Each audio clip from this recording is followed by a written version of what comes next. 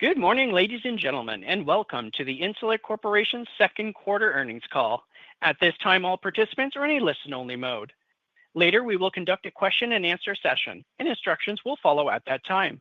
If anyone should require assistance during the conference, please press star then zero on your touch-tone telephone. As a reminder, this conference call is being recorded.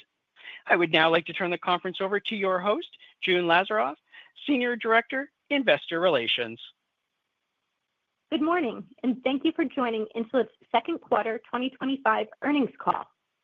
With me today are Ashley McEvoy, President and Chief Executive Officer, and Ana Maria Chadwick, Chief Financial Officer. Also joining us for the Q&A portion of today's call is Eric Benjamin, Chief Product and Customer Experience Officer. Both the replay of this call and the press release with our quarterly results and guidance will be available on the Investor Relations section of our website. We also included supplemental information which can be found within Insulet's corporate presentation on our website. Before we begin, we remind you that certain statements made by Insulet during the course of this call may be forward-looking and could materially differ from current expectations. Please refer to the cautionary statements in our SEC filings for a detailed explanation of the inherent limitations of such statements. We will also discuss non-GAAP financial measures with respect to our performance, including adjusted operating income, adjusted EBITDA, adjusted tax rate, and constant currency revenue, which is revenue growth excluding the effect of foreign exchange. These measures align with what management uses as supplemental measures in assessing our operating performance from period to period, and we believe they are helpful for others as well.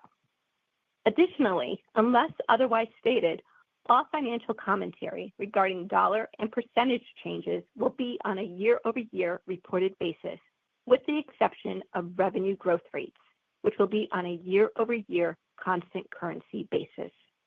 With that, I will turn the call over to Ashley.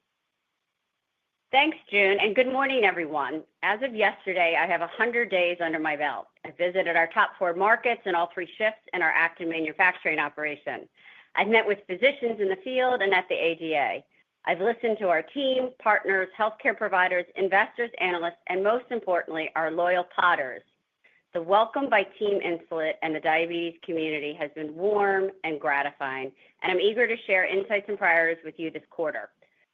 First and foremost, our results this quarter reflect our attractive position as a differentiated, durable growth company in a large, underpenetrated market.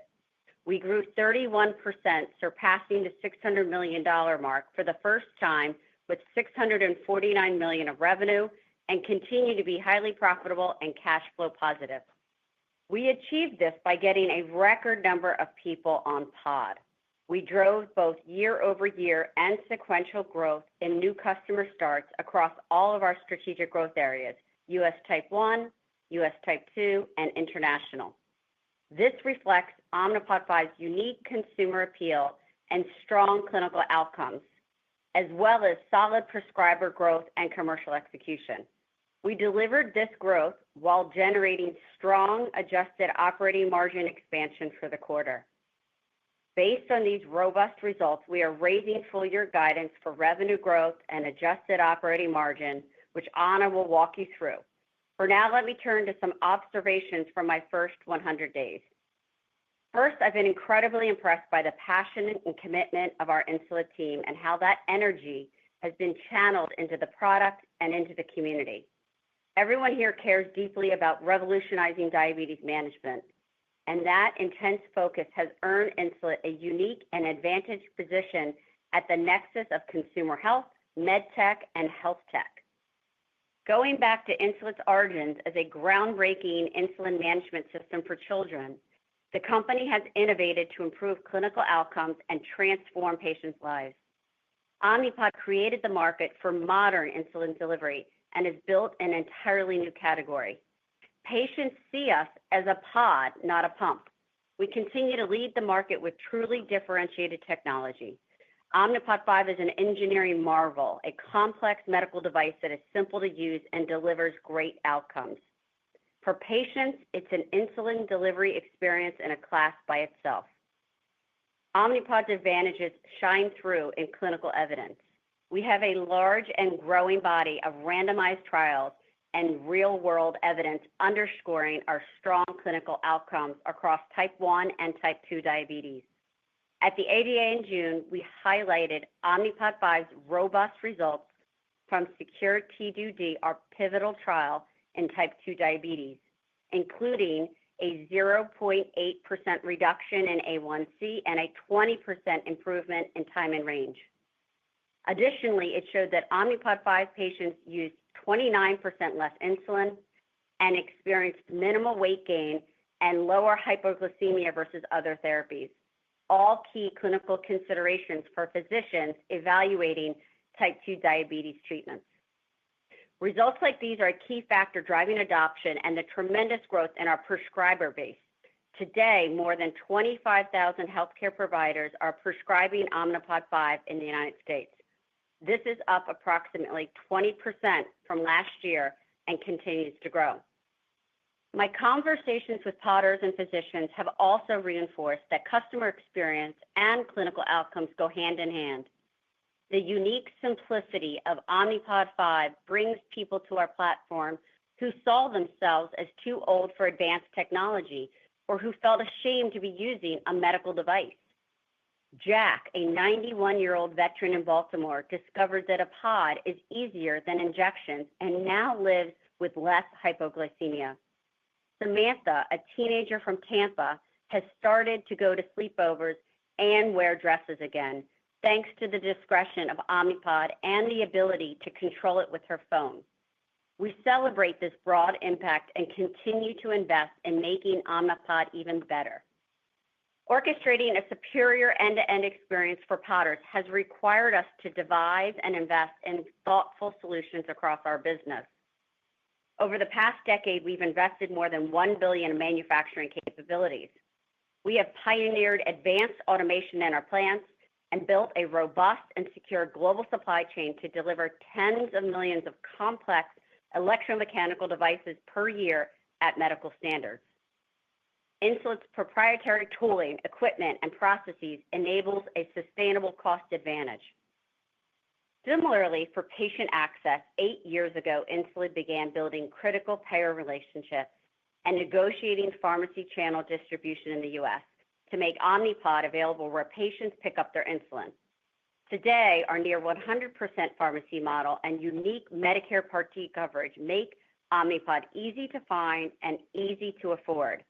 You can get an Omnipod at more than 47,000 pharmacies in the United States, often for just $1 per day. Importantly, we earn our customers' business essentially every 3 days with our pay-as-you-go model. Our infrastructure is different than that of traditional pumps because Omnipod is different.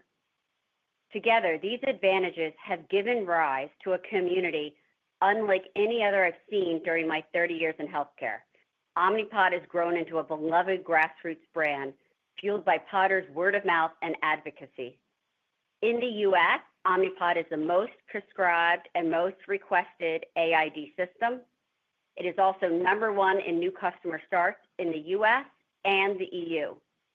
Our more than 500,000 Podders are passionate and engaged R&D partners with a deep interest in continuously enhancing our products for the benefit of everyone with diabetes. Building off of this grassroots base, we have a tremendous potential to broaden our reach, become an iconic world-class brand, and grow faster with targeted and compelling marketing strategies to reach distinct segments of type 1 and type 2 patients. In sum, I'm even more confident than I was 100 days ago in Insulet's unique strength and exciting future. We have a strong brand, engaged customers, differentiated technology backed by clinical outcomes, and a durable recurring revenue business model, all operating in a large unpenetrated market. We have best-in-class technology, manufacturing, and patient access that we have used to create a category of one. And we have a rich data ecosystem that is driving a virtuous cycle of smarter products and better outcomes. There is tremendous opportunity ahead. Last quarter, I emphasized that our strategic objectives are intact. That is still the case. As you can see from the results this quarter, we are executing well against these objectives. We continue to expand our lead in U.S. type 1, driven primarily by new prescribers and new patients. The seamless expansion of our U.S. sales team has been and will continue to be a key priority as we further strengthen and scale our commercial operations. Our progress on this front has accelerated our momentum in the marketplace and contributed to our strong new customer starts. We are driving adoption as the first mover in U.S. type 2. We are in the early stages of creating the market, learning rapidly, and honing our approach. Type 2 new customer starts accelerated in the quarter. I'm encouraged by the strong conversion from MDI and the positive response from early adopters. Customer satisfaction is high, and we are seeing remarkable outcomes. Endos with type 2 patients who have been reluctant to give themselves an insulin shot are seeing results with Omnipod 5 that mirror our secure T2D outcomes, meaningful improvement in A1C, and improved glycemic control. We are growing durably and profitably outside the United States. Our international business posted nearly 40% year-over-year growth and accounts for approximately 30% of our revenues. Our revenue base is concentrated in the UK, France, and Germany, where we still have room for further penetration. Omnipod 5 launches in these markets have gained strong adoption and driven positive price mix realization. We have an immense opportunity to continue growing at attractive margins.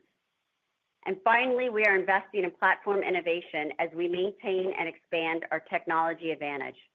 This includes our next-generation hybrid closed-loop algorithm in the STRIVE pivotal study and a fully closed-loop algorithm designed specifically for type 2 diabetes and our Evolution 2 and simple-use feasibility studies. We are also advancing our integration with the latest sensors. G6, G7, and Libre 2 Plus have launched, and Libre 3 Plus is coming in 2026. In June, we were excited to fully launch our iOS app compatible with G7. This integration represents a major milestone in our commitment to providing our customers more choices with less devices.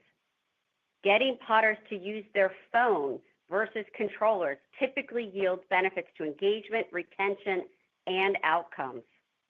While we have seen rapid adoption of our iOS and Android apps, we still have approximately 55% of eligible U.S. Podders still predominantly using their controller. We have considerable upside as app use grows and we expand our integrations. Looking ahead, my focus now is determining how we build on our strengths and further scale this incredible business for even greater global impact. We are seeking to move faster, deepen our advantages, drive penetration, raise margins, and open new opportunities. I'm still learning, but already see 4 areas we'll be working on. First, enhancing commercial capabilities. We have earned a place as market leader and can now sell our clinical outcomes and experience advantages as well as our unique form factor. Second, building the power of our brand globally and strengthening our direct-to-consumer capabilities to accelerate demand generation and market development. This is a key opportunity across all of our markets. Third, driving global scale, both operationally and financially. As market leaders and market shapers, we can strengthen our local market presence outside the U.S. to grow faster and expand our margins. We'll invest in market development capabilities, commercial excellence, and top talent to accelerate market penetration. Finally, we'll accelerate the pace of innovation. We will ensure we are earlier on next-generation sensor integrations, invest in technology to modernize the customer experience, and improve retention and patient outcomes. We're also pushing our limits and thinking expansively about our strategic ambition and long-standing focus on solving unmet patient and clinical needs. We look forward to sharing more at our upcoming Investor Day on November 20th in Acton, Massachusetts. Before I close, I would like to thank the Insulet team for their hard work and commitment this quarter. This record performance would not be possible without your efforts. I count myself fortunate to have joined this team and this business. With our highly differentiated technology platform, we have a unique opportunity to improve lives for millions of people with diabetes, to scale profitably in a large and underpenetrated market, and to drive long-term value creation. With that, let me turn the call over to Ana to discuss second quarter results and guidance in more detail. Thank you, Ashley, and good morning, everyone. We delivered another excellent quarter, growing new customer starts on a year-over-year and sequential basis in the U.S. for both Type 1 and Type 2 and in international. Consistent with prior quarters, over 85% of our U.S. new customer starts came from MDI, and over 30% were Type 2. In addition, we had the highest quarter of competitive switches since late 2023. Revenue for the total company was $649 million and grew 31% over prior year. On a reported basis, foreign currency had a favorable impact of 160 basis points. Our estimated global utilization and annualized global retention rate remained stable. Our team executed across the business, delivered exceptional top-line results while also expanding adjusted operating margin and increasing profit. We are proud of these accomplishments and are raising full-year revenue guidance, making 2025 our 10th consecutive year of 20% or more growth on a constant currency basis.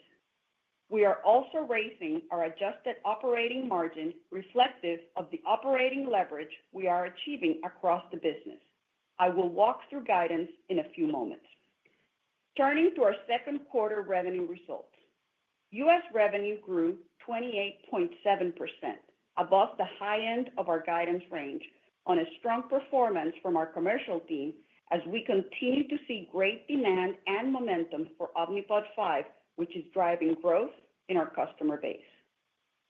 U.S. Omnipod revenue growth benefited by approximately 350 basis points from a prior year stocking dynamic and an approximate 150 basis point tailwind related to the timing of rebates.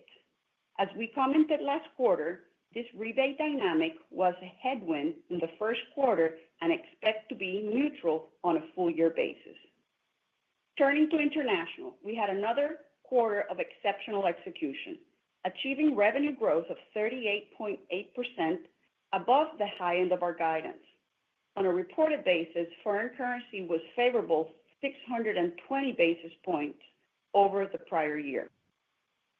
International growth was primarily driven by continued demand for Omnipod 5 and customer base growth. As expected, positive price mix realization also contributed to growth as customers shift from Omnipod DASH to Omnipod 5. We're seeing strong growth in the UK, Germany, and France, in addition to the other countries where we have launched Omnipod 5. We are also continuing to work with local health authorities to expand access and broaden our sensor integration roadmap to drive adoption. Moving down the P&L, gross margin was 69.7%. Gross margin included approximately $10 million of inventory-related charges, including the write-off of legacy components as we support the strong demand and migration to Omnipod 5, our latest technology. We're pleased to have delivered 70.7% gross margin on a year-to-date basis, and we are on track to achieve our full-year guidance of approximately 71%. Operating expenses increased as we continue to invest in our pipeline of innovation and sales and marketing efforts, especially as we develop the Type 2 markets. Adjusted operating margin was 17.8%, and adjusted EBITDA margin was 24.3% in the second quarter. Our team is executing well across our growth objectives and reinvestment plans, which have together generated meaningful operating leverage. Our second quarter non-GAAP adjusted tax rate was 22.1%. Turning to cash and liquidity, we ended the quarter with $1.1 billion in cash and the full $500 million available under our credit facility. We continue to strengthen our balance sheet, improve our financial flexibility, and lower our cost of capital. To date, we have extinguished $420 million of our convertible notes due in 2026, and we have initiated the redemption of the remaining $380 million, which will close later this month. During the quarter, we repurchased 93,000 shares for approximately $30 million under our $125 million authorization and also refinanced our Term Loan B, reducing the rate by 50 basis points, which lowers our interest expense by approximately $12 million over the remaining term of the loan. Now, turning to guidance. We are pleased to provide our outlook for the third quarter. As a reminder, our revenue growth guidance is on a constant currency basis. For the third quarter, we expect total Omnipod revenue growth of 24 to 27% and total company growth of 22 to 25%. On a reported basis, we are assuming a favorable impact of 100 basis points from foreign currency.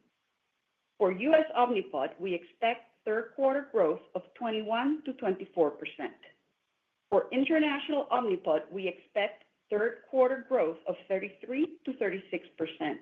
On a reported basis, we are assuming a favorable impact of 300 basis points from foreign currency. Now turning to our full year 2025 outlook. For the full year, we are raising our total Omnipod revenue growth guidance to a range of 25 to 28%. We are also raising our total company revenue growth guidance to a range of 24 to 27%. On a reported basis, we are assuming favorable impact of 100 basis points from foreign currency for the year. For U.S. Omnipod, we're raising our revenue guidance range to 22 to 25%, driven by customer base growth. We continue to win and lead in Type 1 and gain momentum in Type 2. We expect current demand trends supported by consistent rate of patient conversions from MDI to support our strong growth. We expect year-over-year growth in U.S. new customer starts in 2025.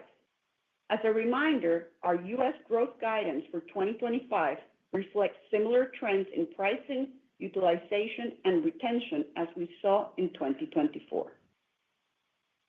For international Omnipod, we are raising our revenue guidance to 34 to 37%. On a reported basis, we are assuming a favorable impact of 300 basis points from foreign currency.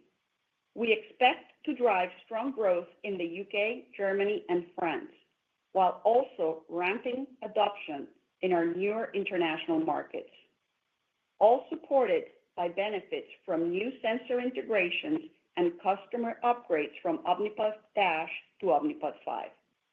We expect year-over-year growth in international new customer starts in 2025. While volume remains the primary driver of our international revenue growth, our guidance also reflects a modest uplift from positive price mix realization. We're also assuming stable utilization trends and, as previously communicated, retention trends improving slightly for 2025 relative to 2024. Turning to 2025 gross margin. For the full year, we are reaffirming our gross margin guidance of approximately 71%, which reflects 120 basis points of expansion over prior year and remains the highest in the diabetes technology space. Our full year gross margin guidance now assumes an impact of approximately 20 basis points from tariffs, which is lower than our prior assumption of 50 basis points given the recent updates and changes in U.S. tariffs. Our strong manufacturing position and efficiencies from scale mitigate and absorb this impact. For the year, based on our strong performance to date and continued operational leverage across the business, we are raising our adjusted operating margin guidance to a range of 17 to 17.5%. Our guidance includes plans to continue investing in R&D, market development, and demand generation. As we have communicated previously, we remain committed to driving at least 100 basis points of adjusted operating margin expansion annually. As demonstrated by our updated guidance, we will deliver well above this level in 2025. Looking at a few items below our operating income. Consistent with what we have communicated last quarter, we expect our 2025 net interest expense to be approximately $30 million higher than 2024, largely due to the elimination of our convertible debt, which was at a higher cost of capital, and the replacement of our interest rate swaps, which expired this quarter. For the year, we still expect our non-GAAP tax rate to be in the range of 20 to 25%. As communicated last quarter, we expect the 2025 ending balance of our diluted share count to be around 71 million, which is approximately 5% or 3.5 million shares lower than prior year due to the extinguishment of our convertible debt. From a cash perspective, on an annual basis compared to prior year, we expect free cash flow to be higher despite higher capital expenditures, as we are now evaluating the acceleration of our manufacturing expansion plans due to the increase in global customer adoption. We remain excited and confident in our objectives to drive growth, expand margins, and increase profitability and free cash flow, all contributing to long-term value creation. Before moving to Q&A, I want to take a moment to share a leadership update. Later this month, Claire Trachtman will join Insulet as our new Vice President of Investor Relations, reporting to me. Claire joins us from Baxter, where she served as Vice President of Investor Relations for the past decade. She brings significant MedTech investor relations experience, and her addition reflects the continued strengthening of our leadership team under Ashley's direction as we look to the future. We are incredibly grateful to June Lazaroff for her thoughtful interim leadership of the IR function and for her continued support to enable a seamless transition. June will remain with us through the end of August. With that, operator, please open the line for questions. Thank you. If you have a question at this time, please press star, then one key on your touch-tone telephone. If your question has been answered or you wish to remove yourself from the queue, please press star one again. In the interest of time, we ask that you limit yourself to one question. You may rejoin the queue if you have additional questions. As a reminder, the speakers available for Q&A today are Ashley McEvoy, Anna Chadwick, and Eric Benjamin. Our first question comes from the line of Robbie Marcus from JP Morgan. Your line is open. Hi, this is Lily on for Robbie. Thanks so much for taking the question.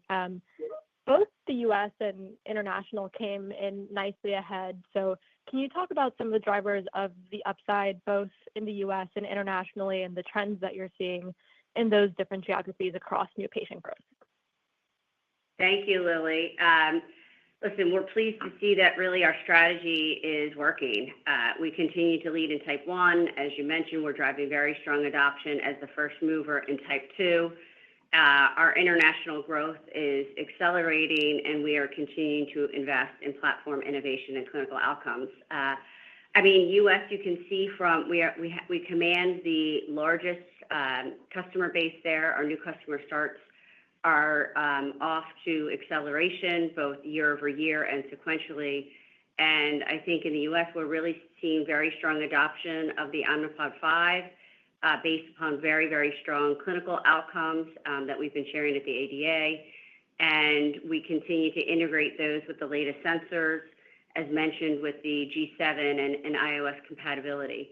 And I would say type 2 in the U.S., very strong momentum based upon really bringing the science and the evidence to the clinicians. As you know, we have a very strong history here and equity built over 25 years with the endo community in type 1, and we're leveraging that as we start to penetrate the type 2 community. And OUS, as we mentioned in our remarks, we have a very strong concentration in 3 key markets, UK, France, and Germany, which comprise the majority of our business OUS, and all of those are really benefiting from the launches of Omnipod 5.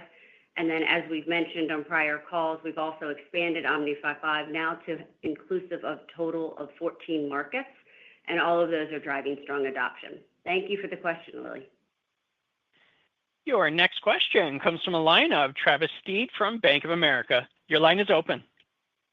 Hey, congrats on the quarter and congrats on hiring Claire. She's a well-loved IR person, so good get. And I wanted to ask on type 2 and the new starts, you said they accelerated this quarter. What do you think kind of drove that acceleration? Can the acceleration kind of continue in the back half of the year? And just kind of get an update on kind of the overall type 2 opportunity here. Thank you, Travis. Well, listen, I mean, type 2, as we know, is like a massive opportunity with a large TAM, and it's great to have a first mover advantage. And as I mentioned, we're really parlaying and coming from a position of strength of 25 years, really getting AID therapy, endos, and high-prescribing PCPs comfortable with that. When we look at type 2, the framework that we're abiding by is number one, really sharing our strong clinical evidence. We share this again with the ADA and secure TDD. We do, in fact, lower A1Cs, and we improve time and range. Second is really we have very strong market access and ease of use. I like to say not all pharmacy access is created equal, but we have access to 47,000 pharmacists, Travis, where we have also coverage. Over 300 million lives are covered with Omnipod in a preferred position with very low copays. In fact, on average, it's around $1 a day for our patients, and that really has enabled very strong access as well as affordability. We've been working on our field. You mentioned that we've been expanding our field force, getting them really comfortable to not just sell on our unique form factor, but to also sell on the science. And also, we are sourcing not just patients from MDI, but as Anna mentioned in her results, we actually did experience our quarter, the highest in 8 quarters, where we sourced some of that volume from competitive users. So I just think that we just got to continue to get the word out that we have a highly differentiated technology with really strong outcomes. Your next question comes from the line of Jeff Johnson from Baird. Your line is open. Thank you, guys. Good morning. Congrats on the strong quarter. Ashley, as we're all trying to get to know you a little bit better here, I think one of my questions, just such a strong raise in 2Q here, and 2Q can be a tricky quarter because, I think a lot of companies would like to leave a little bit of room for 3Q and 4Q as well. So just your overall framework and how you think about guidance. Do you like to set guidance at, realistic numbers? Are they numbers that you feel maybe a little aggressive, a little conservative? Just kind of your framework for how you think about guidance, especially after today's strong raise. Thanks. Thank you, Jeff. I think, what Anna's commentary of future guidance, it really reflects the remarkable business that we've had year to date in 2025. And my philosophy on guidance really doesn't change from what Insulet has been sharing with the community. And I'll turn it to Anna to add some remarks. Yes, we set guidance with the full intent to hit it. Nothing has changed in our fundamentals. We're excited to have raised guidance here by 5 points. And it's actually 3 times the beat we had here in the second quarter. And this reflects that, we're seeing the momentum and we're leaning in, and we'll keep you all updated.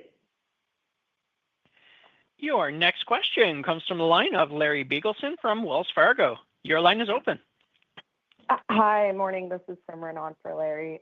Thanks for taking the questions here, and congrats on a really strong quarter.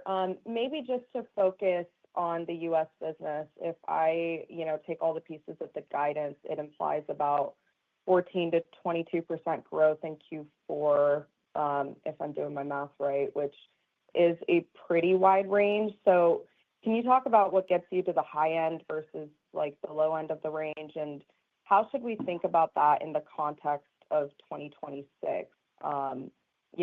Is 20% growth still a good way to think about the U.S. business going forward?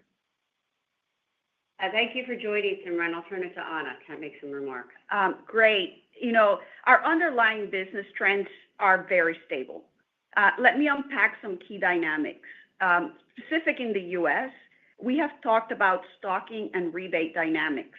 When you take those into account, our first half normalized growth rate is 24%. And in the context of that, our back half guidance is very strong.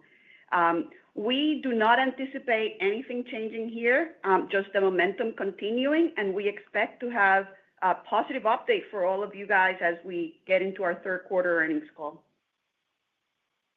Your next question comes from a line of Joanne Wuensch from Citibank. Your line is open. Good morning. Nice quarter, and thank you for taking the question. Internationally, it sounds like it's going quite well for you with the target on 4 countries. How do you think about expanding those or expanding the footprint as you push further outside the United States? Thank you so much. Thank you, Joanne, for the question. Yeah, I mean, our international business had a very strong quarter, and really our kind of 3 key drivers of profitable growth outside of the United States are, 1, continued penetration of our existing markets, like the UK, France, and Germany, where I would say we have strongholds, and there's lots of opportunities to really increase penetration in those stronghold markets. In those markets, with the launch of Omnipod 5 and the conversion from DASH to Omnipod 5, we are commanding a positive price mix realization.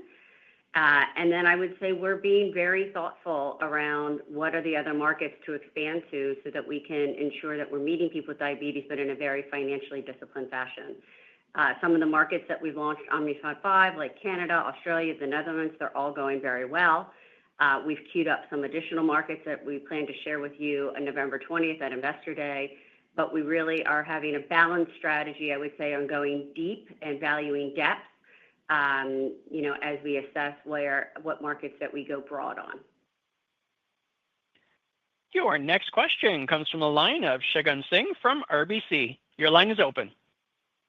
Great. Thank you so much. I was hoping you could shed some light on second half guidance. I think it assumes about 21% selling day adjusted growth versus 30% in the first half. So, can you maybe just elaborate on some of the assumptions behind the 2025 guidance? What drives the step down in Q2? Is it conservatism, or are there other factors to consider? And you did call out for US Omnipod revenue in Q2, you called out some stocking dynamic and some tailwinds around rebates. So if you can just help us with some of the puts and takes to come up with the underlying growth, that would be helpful. Thank you. Sure, Shagun. This is Anna. As I mentioned, on our underlying basis, our business is very, very stable here. And unpacking some of the dynamics, you just called stocking as one, absolutely, and then also the rebate dynamic. So when you put all of those together, our first half U.S. normalized growth rate is at 24%. And in that context, the guidance here is very strong. That we're lifting by quite a bit, as I mentioned just now. We are raising our guidance by 3 times the beat that we had here in the second quarter. So we're leaning in because we're seeing this momentum sticking and being strong for us. And we look forward to giving you a positive update as we go into our third quarter earnings. So everything's trending and growth is strong. Your next question comes from a line of David Roman from Goldman Sachs. Your line is open. Thank you. Good morning. I just want to echo Travis's comments on Claire joining the company and the opportunity to work with her directly, and think she'll be a great addition to the team. And just want to also thank June for all of her support as we've gotten up to speed here on the company. Maybe I'll just ask on a comment that you made kind of toward the latter part of the call around increasing CapEx to support higher demand. Can you maybe go into a little bit more detail there on how demand has shaped up relative to expectations, and if that acceleration in CapEx is a reflection of a view of demand tracking ahead of original expectations and a view that can continue here, and how we should kind of put those pieces together? Yeah, thank you for the question, David. I would first start with, again, we have a history here of investing ahead of the curve, of making sure that we have the appropriate amount of capacity to say yes to all of the demand. And very pleased with how the team has been executing really the past year of adding new lines into Acton, which are fully up and producing high-quality pods, as well as extending our presence in Malaysia and getting that plant, we're coming up on our year anniversary, to really meet the global demands. And We've been a pioneer in advanced automation and manufacturing capabilities, and we'll continue to do that. So what Anna was referencing is you're going to see us continue to invest in our supply chain build out to make sure that we stay ahead of the curve of meeting global demand. Your next question comes from a line of Michael Polark from Wolfe Research. Your line is open. Good morning. I'm interested in a comment on the recent Medicare proposal around competitive bidding and shifting payment in the DME channel to pay over time. Look, I understand you're not directly exposed here. You have chosen a different business model, and so kind of nothing to say on that. But if this moves forward, the industry stands to change quite a bit, and I'm interested what PODD's thinking about as to how to stay ahead of those potential shifts as you digest what's a very complex suggestion rule from the government. Thank you. Thank you for the question, Mike. And listen, we've been reviewing the CMS proposal. We clearly support the increased access to the latest technology for diabetes management. As you know, we are available to patients on an as-you-go basis, a pay-as-you-go, and it's sold with near 100% of our distribution through the pharmacy channel. As I mentioned, 47,000 pharmacies. So we clearly think that insulin delivery systems that are a part of Medicare Part D are not eligible for competitive bidding under the Part B. And we are going to continue to engage in CMS to really talk about the benefits of our differentiated Omnipod 5 technology and how we improve care for people with diabetes. Your next question comes from the line of Richard Newitter from Truist Securities. Your line is open. Hi, thanks so much for taking the questions and congrats on the quarter. Wondering if you could just comment a little bit on how the T2 indication is potentially allowing you to better compete for type 2 patients versus the competition, and how much of the momentum you're seeing there from last quarter or the last few quarters is that indication versus converting to marketing initiatives direct to patients. Thank you, Richard, and thanks for your interest in PODD. Appreciate you guys joining. I'm going to turn it to Eric. Richard, this is Eric. Maybe just some color on type 2, the indication and competition. First, the indication is really helping us build the market as first movers in type 2. And we have the Secure T2D study, which shows 0.8 A1C reduction on average and significant A1C reduction up to 2% for those with A1C over 9. And that kind of clinical impact really resonates with prescribers who are looking for solutions for those who live with type 2 diabetes. So what our team is doing is they're bringing the power of that evidence to folks with whom we have strong relationships, and we're activating more prescribers, getting them comfortable prescribing AID.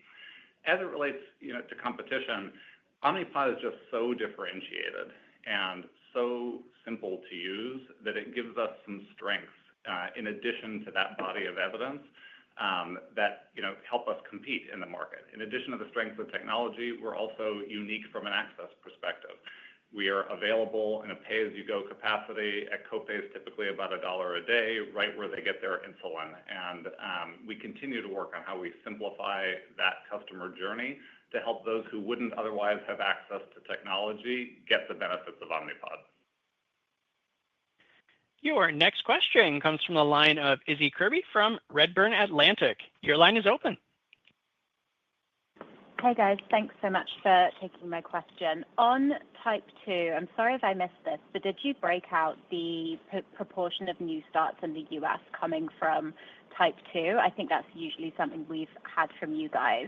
And then just following on type 2, how should we think about who is prescribing type 2 scripts early doors? Is it leaning more primary care, still very much in the endo space? And then what are you seeing in terms of direct-to-consumer leads as well? Thank you.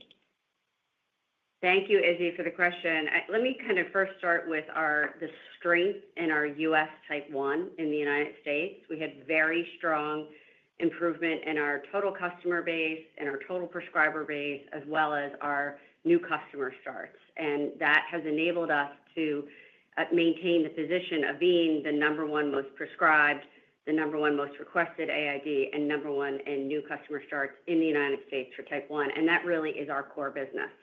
We are parlaying a lot of that leverage to high prescribing endos first, and really ensuring that they're following the science as endorsed by the ADA on standards of care using AID therapy as first line of therapy. And I like to say, taking the science to the street of making sure we get that cohort really comfortable as they are equally comfortable with the type 1 community. And then we're working with them to help influence and get the confidence in high prescribing PCPs in the marketplace. So we're actively invested in our science and scaling up our sales force to get comfortable with the science, to really follow the guidelines. And as we shared, the new customer starts coming from type 2 in the United States are approximately about a third of our new customer starts in the United States. Your next question comes from a line of Matt Taylor from Jefferies. Your line is open. Good morning. Thank you for taking the question. I had a related question on your last comment there. You talked about earlier on this call about 25,000 subscribers, I think, and it sounds like the Salesforce expansion has been relatively seamless. I was just thinking, Dexcom, I think, calls out 100,000 prescribers in the U.S. Do you think that we'll continue to see that kind of growth towards the Dexcom number over time, or are you viewing your growth in the future coming more from quote-unquote same-store growth? Thank you for the question, Matt, and I welcome you to come, when you hear our whole story at Investor Day in Acton on November 20th. But we're seeing really strong growth on our core, where we also have very low penetration still, and a lot of room to go in the United States. And then I would say that we have a new indication. It's really a greenfield in the type 2 community. The continuous glucose monitor sensors are out there first, driving broad adoption in the insulin using and non-insulin using patients. But we have a lot of opportunities to drive continual growth. It's not going to be a linear line per se, I would say, on type 2, because this is a new market that we're creating and we're learning and we're honing our approach. But we're very pleased we're coming up on nearly 1 year of really talking this with the clinicians and patient community. So stay tuned for more as we talk about it on November 20th. Your next question comes from the line of Bill Plovanic from Canaccord Genuity. Your line is open. Great. Thanks for taking my question. Ashley, I think when you first started, there was some fear about operating margin expansion and maybe some of the reinvestments you had talked about. And it's interesting, you had significant leverage, especially on the SG&A component of that this quarter. I was wondering, has anything changed there? Did you freeze spending? Did you just change what the strategy and the investment was? And you've not yet just implemented it? And how should we think about that kind of going forward? Thanks. Yeah, thanks for the question, Bill. I would say, listen, our strategies are in fact intact. Our type 1, we're leading in type 1. We're creating the market in type 2. We're growing profitably in international markets, and we're advancing our innovation agenda and supply chain. If you were to ask me areas that I think that we can move faster and to deepen our advantage and where we plan to invest additional capital, I would call out 4 areas. The first is accelerating the pace of innovation across algorithms, sensor integrations, our next generation architecture for hybrid closed loop and our fully closed loop, as Eric was mentioning, of what's in clinical trial right now. Second is about being the market maker, continuing to be the market maker and driving market development by bringing the evidence, the scientific evidence, to the healthcare professionals and patients, and continuing to improve what we think is really superior access and affordability in our markets. The third that we're looking to invest more is our commercial excellence and our commercial engine and demand generation. I talk about selling our science in addition to our unique form factor and leveraging our brand, as Eric was mentioning, to create a more seamless customer experience from lead generation to retention. And then finally, continuing to build global scale and resiliency in our supply chain to really serve the next leg of demand and increase our cost advantages. Your next question comes from the line of Matthew O'Brien from Piper Sandler. Your line is open. Good morning. Thanks for taking that question. I wanted to ask about that comment on an acceleration. I think Anna Maria mentioned in competitive conversions in the quarter. Can you just talk a little bit about what drove that? And is that the commentary about MDI acceleration of record new patient numbers in Q2? Is that excluding the new competitive conversion? So on its own, MDI would have accelerated, and then the competitive conversions are on top of that? Thank you. Go ahead, Eric. Yeah. Good morning. So let me deal with the numbers first. So yes, MDI accelerated and competitive conversions accelerated, and both type 1 and type 2 grew year over year and sequentially. In terms of what's driving that, we think it's a couple things. First, we've delivered impactful innovation. Omnipod 5 is safe, effective, understood to be really easy to use, and we've done a great job making it accessible. So that pay-as-you-go access with no commitment at low copay makes it easy for folks to get started with that great technology. Additionally, our team is doing a great job executing in the field and serving customers. And it's really those three things: innovation, access, execution, and market. Your next question comes from a line of Danielle Antalffy from UBS. Your line is open. Hey, good morning, everyone. Thanks so much for taking the question, and congrats on a really strong quarter here.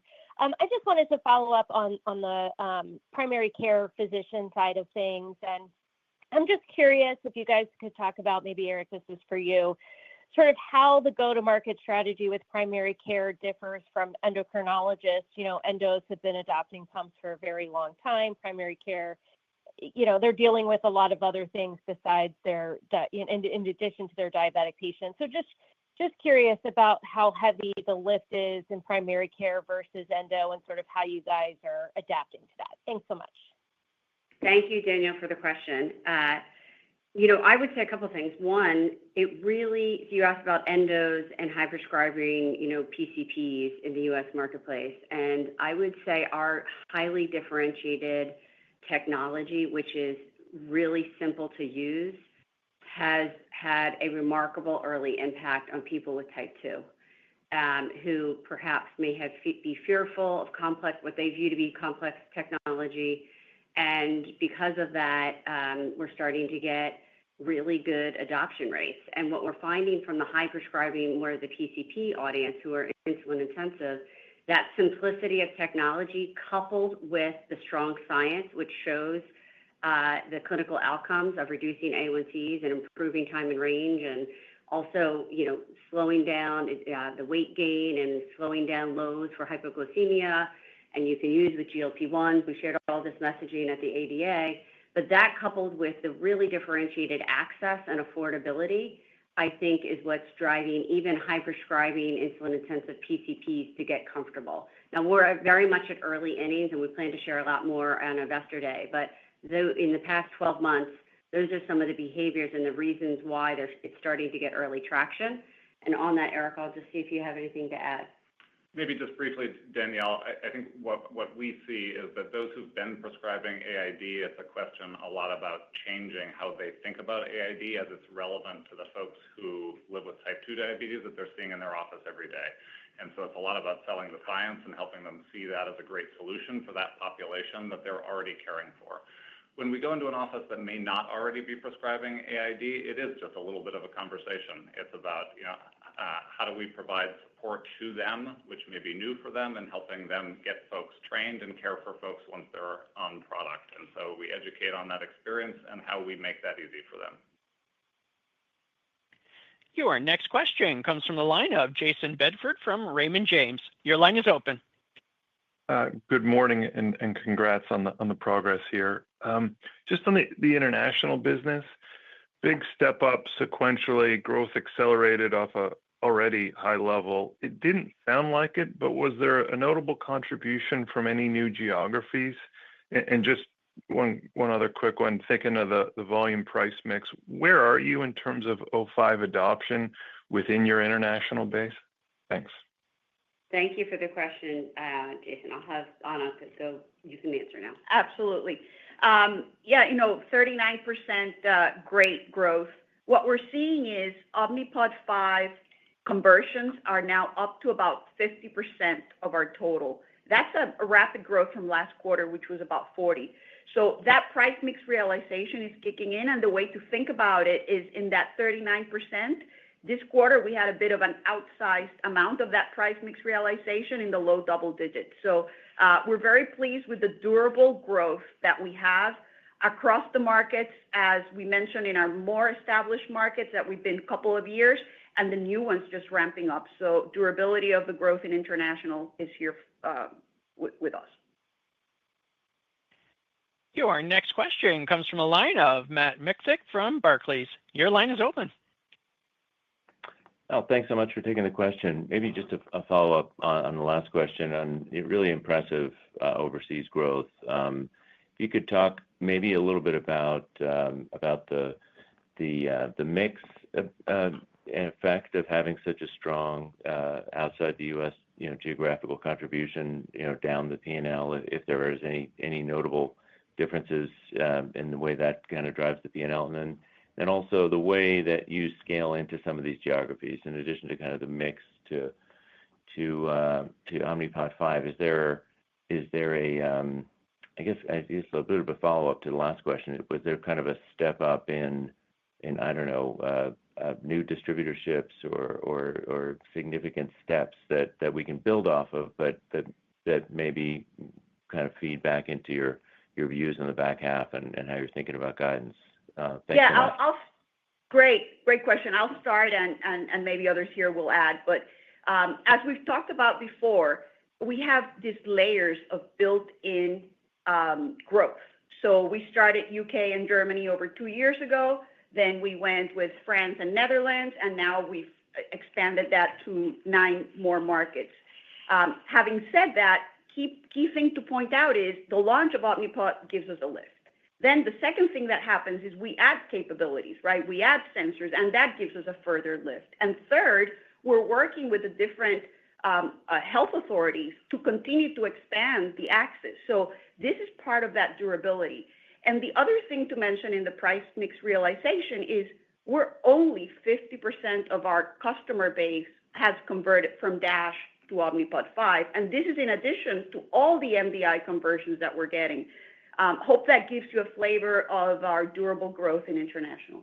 Yeah, the only thing I would add to that, Matt, is to say it's really consistent with the strategy to build the market and to really be the market maker. And the team working in the UK to establish nice guidelines, to really get AID therapy as a standard of care, or working with the French government where we got full reimbursement. And so those market access and development levers allow a differentiated technology like Omnipod 5 to really come in and drive sound penetration, earning and commanding a price premium as we elevate the transition, not only just from our Dash users, but from really converting MDI users over to the latest technology of Omnipod 5. And we have launched, as Anna mentioned, we've launched in Italy this year, in Nordics, in Australia, Belgium, Switzerland, Canada.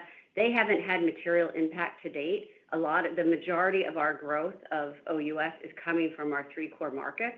So we anticipate them to start to contribute in the next upcoming quarters. Your next question comes from a line of Chris Pasquale from Nephron Research. Your line is open. Hi, good morning. This is Carol on for Chris. Thanks for taking the question. I just wanted to follow up on the gross margins. It looked like you would have exceeded 71% the first half if you exclude the inventory charge. And your outlook on tariffs has improved by about 30 bps. And it looks like you reiterated your margin guidance for the year. So how are you thinking about the second half, and if you see potential for any underlying improvement there? Thank you. Great question. All the things you mentioned are spot on. I just want to point maybe in addition, we're seeing on a year-over-year basis some of that FX pressure as well as quarter-over-quarter in the tune of 30 basis points. We feel the underlying performance of the business in operations is very strong. Year to date, we're sitting at 70.7%, and for a full year guide of 71%.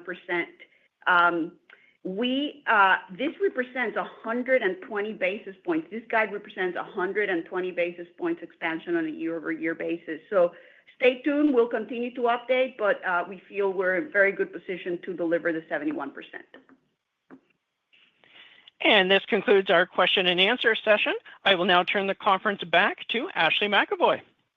Thank you. Well, I appreciate everyone enjoying. I'm clearly excited about the opportunity that we have to scale this remarkable business and create value for shareholders, but also importantly, improve the lives for millions of folks with diabetes. I wanted to thank June for your stewardship and wish you all the best. And I wanted to welcome Claire and really give a shout out to thank Team Insulet for unwavering dedication to people with diabetes and a remarkable quarter. Thank you. Ladies and gentlemen, this concludes today's conference. Thank you for your participation and have a wonderful day. You may all disconnect.